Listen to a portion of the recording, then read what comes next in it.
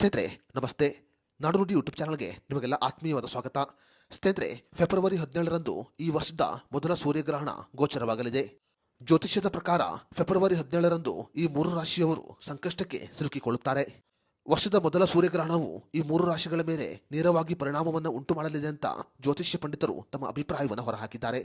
ಹಾಗಾದರೆ ಫೆಬ್ರವರಿ 17ರಂದು ಗೋಚರವಾಗುವ ಸೂರ್ಯಗ್ರಹಣವು ಯಾವ ರಾಶಿಯವರ ಮೇಲೆ ನೇರವಾಗಿ ಪರಿಣಾಮವನ್ನು ಉಂಟು ಮಾಡಲಿದೆ ಅನ್ನೋದರ ಬಗ್ಗೆ ಸಂಪೂರ್ಣ ಮಾಹಿತಿಯನ್ನ ಈ ವಿಡಿಯೋದಲ್ಲಿ ನಾವು ನಿಮಗೆ ತಿಳಿಸಿಕೊಡ್ತೀವಿ.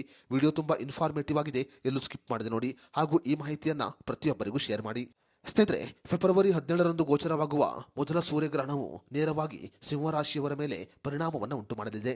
ಸಿಂಹರಾಶಿಯವರು ಆರೋಗ್ಯದಲ್ಲಿ ಏರುಪೇರು, ಆಯಾಸ ಮತ್ತು ಮನೆಯಲ್ಲಿ ಕೆಲವು ಭಿನ್ನಾಭಿಪ್ರಾಯಗಳನ್ನ ಎದುರಿಸಬೇಕಾಗುತ್ತೆ. ಗ್ರಹಣದ ಸಮಯದಲ್ಲಿ ಇವರು ಕೋಪವನ್ನ ಯಾವುದೇ ಕಾರಣಕ್ಕೂ ಮಾಡಿಕೊಳ್ಳಬಾರದು. ಅದೇ ರೀತಿಯಲ್ಲಿ ಶಾಂತಿಯನ್ನ ಕಾಪಾಡಿಕೊಳ್ಳಬೇಕು. ಸಿಂಹರಾಶಿಯವರು ಬಳಸುವ ಭಾಷೆಯಿಂದ ಸಂಬಂಧಗಳು ಹಾಳಾಗುವ ಸಾಧ್ಯತೆ ಇರುತ್ತೆ.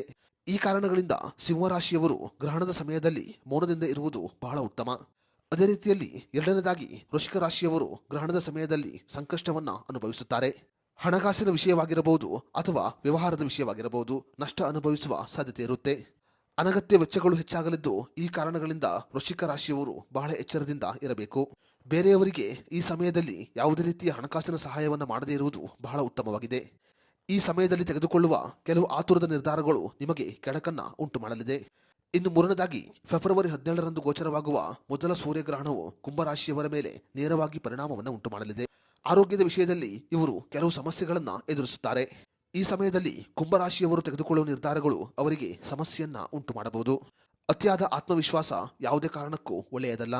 ಗ್ರಹಣದ ಸಮಯದಲ್ಲಿ ಕುಂಭರಾಶಿಯವರು ಮೌನಾಚರಣೆಯನ್ನ ಮಾಡುವುದು ಬಹಳ ಸೂಕ್ತವಾಗಿದೆ. ಫೆಬ್ರವರಿ 17ರಂದು ಗೋಚರವಾಗುವ ಮೊದಲ ಸೂರ್ಯಗ್ರಹಣವು ಈ ಮೂರು ರಾಶಿಯವರ ಮೇಲೆ ನೇರವಾಗಿ ಪರಿಣಾಮವನ್ನು ಉಂಟು ಮಾಡಲಿದೆ.